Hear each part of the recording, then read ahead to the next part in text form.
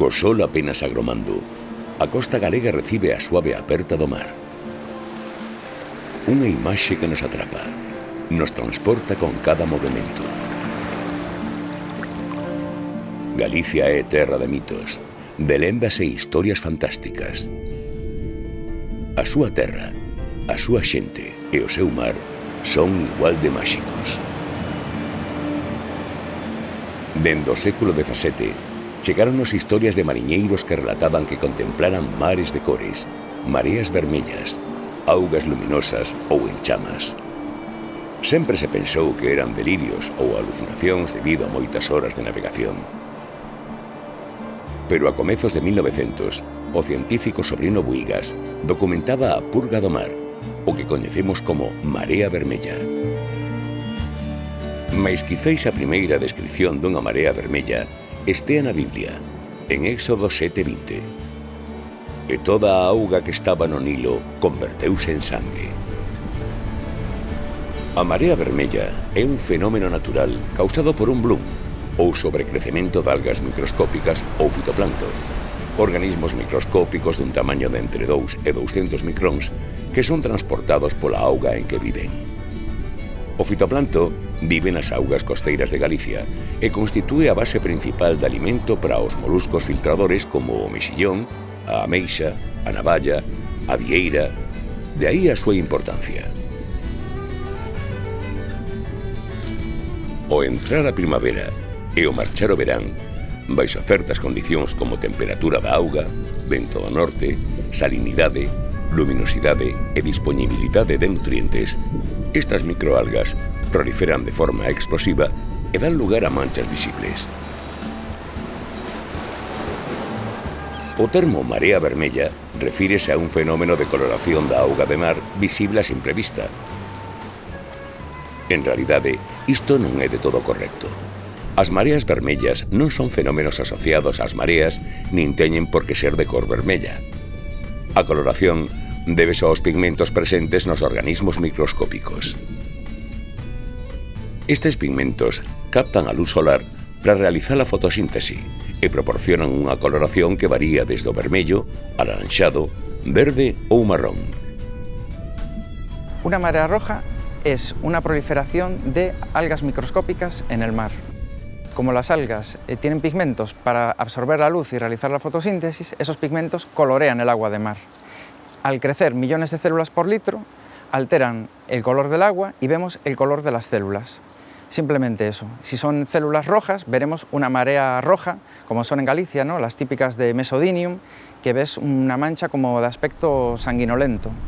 Luego, otras típicas en Galicia son las manchas anaranjadas, que parecen como aceitosas, y las producen algas que tienen ese color anaranjado, son dinoflagelados, pero no son tóxicos. También podemos ver colores marrones o colores verdosos, y dependiendo de que sean algas tóxicas o no, esa coloración podremos decir que puede producir toxicidad o ser simplemente un crecimiento de microalgas en el mar. Las toxinas en Galicia, las más importantes, son las toxinas diarreicas. Las producen dinoflagelados y son las más habituales y las más preocupantes porque producen cierres en la explotación del marisco desde la primavera hasta el otoño y en algunas zonas casi de forma continua. Luego tenemos toxinas de tipo amnésico que las producen diatomeas, en concreto solo es un género y en Galicia se ha identificado solo una especie. Y luego tendríamos toxinas de tipo paralizante, menos habituales, que en el año 76, cuando todavía no había controles de toxinas en Galicia, hubo una proliferación por parte de un dinoflagelado que se llama Gynodinium catenatum, que había intoxicado mejillones que se exportaron de Galicia a diferentes partes de España y otros países europeos. Y en ese caso sí hubo intoxicaciones y fue el responsable de que se pusiera en marcha el sistema de análisis de toxinas para el control, ¿no? El seguimiento de las condiciones oceanográficas y de fitoplancton tóxico en Galicia.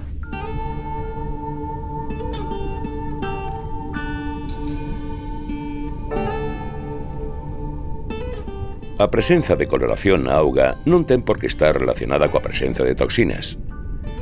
Estes fenómenos dan lugar a episodios moi dañinos para a economía marisqueira cando se trata de augas tóxicas. Os episodios tóxicos refírense a que, en ocasións, proliferan especies que conteñen toxinas. Marea vermella utilízase de forma xeral para nomear todos os fenómenos que producen as proliferacións de fitoplancto, sexan ou non tóxicas. Os moluscos cultivados, principalmente mexillón, ou os que viven enterrados, aliméntanse filtrando microalgas. Cando se trata de microalgas que conteñen toxinas, estas almacénanse no seu corpo durante longos períodos de tempo. As toxinas acumuladas non supoñen unha enfermidade para o molusco, nin producen alteración na súa cor, olor ou textura, pero si os converte en altamente tóxicos. Poden provocar enfermidades e mesmo a morte de quen a consuma. Hay que diferenciar entre marea roja y toxicidad. Marea roja de siempre se conoció aquí en Galicia, lo que pasa es que el nombre popular siempre fue purga de mar. Todos los marineros lo conocían, decían de que si el mar se purgaba entonces era limpiarse, o sea, lo del fenómenos de dar coloración al mar, que es lo que ahora se le llama marea roja, fue conocido desde siempre por la gente del mar en Galicia, y gente del mar en todo el mundo. Las toxinas no afectan de la misma forma a todos los bivalvos. Hay bivalvos como el mejillón que son muy activos filtrando y entonces incorporan las toxinas muy rápidamente, pero también son muy eficaces eliminando la toxina, la depuración natural de la toxina. Otros bivalvos como la vieira incorporan la toxina y luego tardan mucho tiempo en eliminarla, especialmente la toxina amnésica, que puede echar meses y que antes de que llegue a estar por debajo de los niveles de seguridad vuelve a incorporar otra vez toxina, con lo cual puede estar cierres casi permanentes en el caso de la vieira. Son fenómenos totalmente naturales, entonces no podemos evitarlos, no podemos evitar que llueva o que haga viento. Lo que sí podemos es que eso se trabaja, en entender por qué aparecen en un momento dado y por qué desaparecen, de forma que podamos hacer modelos predictivos. Igual que con la meteorología es importante poder predecir, porque podemos tomar medidas de precaución. Si nos avisan de que mañana va a haber un temporal, pues podemos cerrar las ventanas. En el caso de las mareas rojas o de los casos de especies tóxicas, lo único que podríamos era tomar medidas de gestión, por ejemplo, evitar extraer el molusco con el que luego resulta que no lo podemos vender porque se ha puesto tóxico. Es simplemente para la planificación, pero evitar no se puede evitar. En ocasións, prodúcense proliferacións de microalgas que poden causar dano ou a morte de outros animais mariños. A película dirixida por Alfred Hitchcock, Os paxaros, baseada en feitos reais, reflicte os efectos de microalgas tóxicas nestes animais, producidos despois de consumir peixes afectados. Para previr os problemas causados polas toxinas, existen diferentes pautas de control que evitan a entrada no mercado de produtos con contidos perigosos de toxinas. Galicia non é só un referente mundial en acuicultura e explotación dos recursos mariños, é todo un exemplo no control dos seus produtos.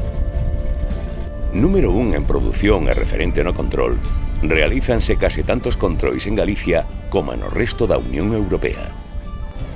Intecmar é o Instituto Tecnolóxico para o Control do Medio Mariño. É o centro de control e de investigación encargado de recoller mostras diarias para a súa análise. O sistema de control ten un elevado valor preditivo. Pode detectar a presenza de células productoras de toxinas antes de que estas provoquen un peche de polígonos de mexillón. Intecmar es un centro público perteneciente a la Consellería del Mar que se encarga del control de las zonas de producción de moluscos en la costa de Galicia, desde nuestro límite con Portugal hasta el límite con la Comunidad Autónoma de Asturias.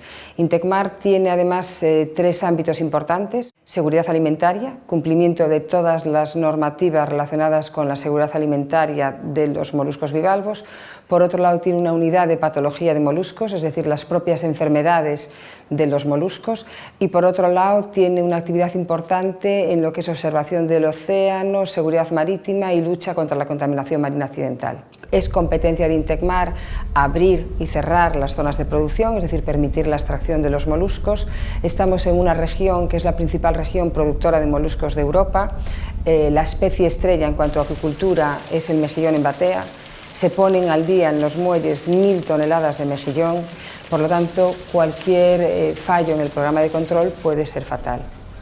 esta importante región productora, lo es por el ecosistema de las rías, y eso hace que, a la vez que es bueno para que crezcan estos moluscos, también hay episodios recurrentes de fitoplancton tóxico, es decir, también somos una región con alta incidencia de biotoxinas marinas.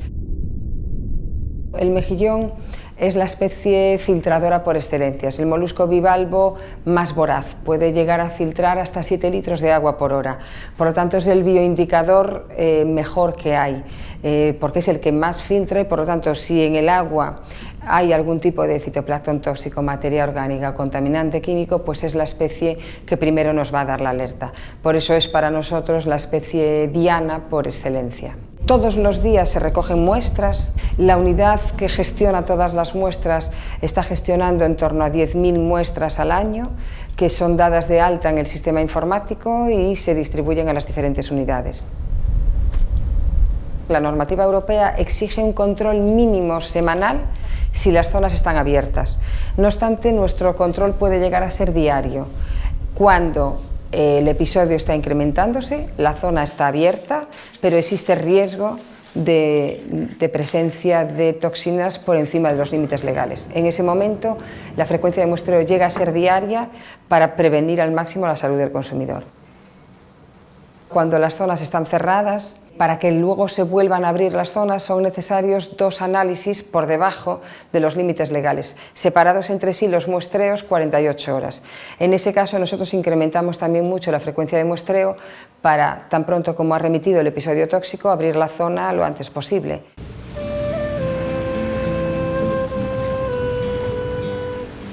Os polígonos de bateas están tan perfectamente delimitados ao longo da costa que permite o peche de zonas afectadas, mentres o resto pode continuar a actividade tranquilamente.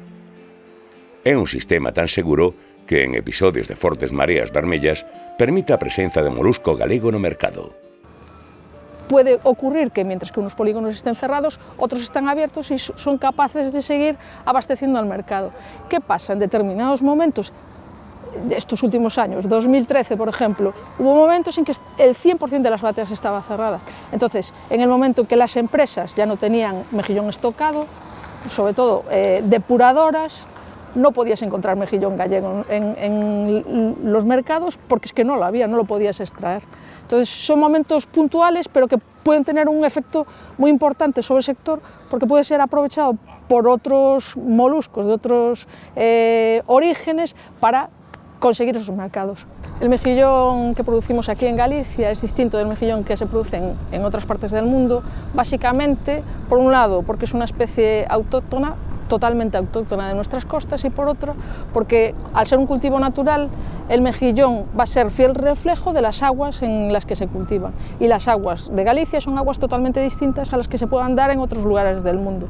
La riqueza de alimentación de fitoplancton en estas aguas es mucho mayor que en otras zonas, entonces vas a tener un mejillón totalmente distinto al que se pueda producir pues, en el norte de Europa, por ejemplo, o en Chile. Como es un producto totalmente natural, te puede coincidir un cierre en el momento en que el mejillón está óptimo para su extracción. Si ese cierre se prolonga, el mejillón, por ejemplo, puede desovar o pueden entrar tormentas, entonces el mejillón se desploma, pierden producción. Si sigue prolongándose ese cierre, lo que genera es un cambio en la dinámica de la producción, porque tienen un número determinado de cuerdas para cultivo. Si no pueden sacar el mejillón que tienen en la batea, no pueden incorporar nuevo mejillón pequeño para poder continuar su proceso productivo. La marea roja puede afectar al resto de las actividades que trabaja con este producto, porque el mejillón es materia prima, pues por ejemplo para la industria conservera. Si se mantiene un cierre muy prolongado y afecta a muchas zonas, esas empresas se van a encontrar sin materia prima para elaborar. Despidos, pérdidas económicas para la región, etc.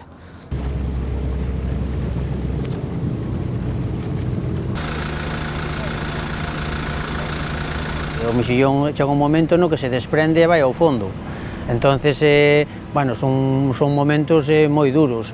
Hai que recoñecer tamén que hai zonas onde están pouco afectadas, pero hai zonas moi castigadas. Tiñamos que mellorar maneiras de intentar facilitar que a xente deses polígonos moi afectados por toxina pois, puderan vender, sobre todo cando está aberto. Facían falta máis investigacións sobre como nos afecta as corrientes, os ventos, niveles de temperatura de agua, salinidade. Todos esos datos son moi importantes para saber verdadeiramente algo máis sobre a toxina, realmente, que sigue sendo unha verdadeira descoñecida, non? As rías galegas son as máis produtivas do mundo. As condicións oceanográficas que posúen fanas de todo especiais, pero tamén moi vulnerables. Nos últimos anos, o rexistro de mareas vermellas tóxicas foi en aumento. A razón exacta dese aumento descoñécese, aínda que parece que todo apunta ao cambio climático como principal causa. O aumento da temperatura do mar, sumado a unha diminución de ventos do norte, favorece a proliferación deste tipo de algas e o incremento de mareas vermellas tóxicas. En el caso de Galicia, en particular, tenemos ciertas evidencias a partir de registros medidos suficientemente prolongados en el tiempo como para acreditar que esos patrones que se observan a nivel global también se cumplen aquí. Un ejemplo es el aumento de la temperatura del aire. Contamos en el Observatorio de La Coruña con datos desde el año 1875 hasta la actualidad y claramente se observa este aumento de temperatura que se ha acelerado especialmente a partir de mediados del siglo pasado. El nivel del mar, en el caso de la ría de Vigo, hay un mareógrafo en el puerto que lleva instalado allí desde los años 40 y también se ha observado un incremento, una subida del nivel del mar progresiva desde esa fecha hasta la actualidad, que está en torno a los 18 centímetros. Existen otras evidencias con registros más cortos, como por ejemplo el de la temperatura del agua superficial fuera de nuestras costas, que también desde los años 60 hasta la actualidad ha experimentado un aumento de aproximadamente 1 grado centígrado, y también en el registro de intensidad de vientos costeros, en el que se observa una disminución tanto de la intensidad como de la frecuencia de las nortadas. Estas nortadas son las que controlan el tiempo en el que las rías se renuevan. Cuanto más intensos y persistentes son los vientos del norte, más rápidamente se renuevan las rías. Eso significa que se produce una entrada de agua fría de unos 150 a 200 metros de profundidad dentro de las rías, que eso es lo que hace que en el verano, después de las nortadas, cuando vamos a bañarnos, notemos que el agua está más fría de lo esperado, y al mismo tiempo hacen que cualquier organismo que habite en la ría pues sea expulsado de ella con gran velocidad. Si las nortadas disminuyen y además la temperatura del agua aumenta por el calentamiento global, lo que estamos creando es un caldo de cultivo ideal para el desarrollo de estas especies que luego dan lugar a las mareas rojas. Lo que ocurre con estos dos últimos registros es que no son suficientemente prolongados como para acreditar que se deben exclusivamente al cambio climático, pero sí están dentro de la tendencia general y de lo que los modelos predicen. La aparición de especies cuya distribución latitudinal no le corresponde en Galicia están empezando a aparecer. Pues esto muy probablemente será algo que continuará en el tiempo y se irá intensificando, porque si las temperaturas van subiendo, especies que se encuentran cómodas en esa temperatura llegarán a nuestras costas. Y lo contrario, aquellas que ya no les es cómodo estar a esa temperatura 1 grado o 2 grados por encima de la que están, irán migrando hacia el norte, que es algo que también está ocurriendo ya. Se trata de un problema global, es decir, toda la humanidad está contribuyendo, unos más que otros, a provocar estos cambios. Luego, a problemas globales hay que buscar soluciones globales. Y eso hace tiempo que está claro, ya desde el protocolo de Kioto. O sea, está claro lo que hace falta hacer. El asunto es que haya la voluntad, no solo individual, sino también política, de que eso se haga.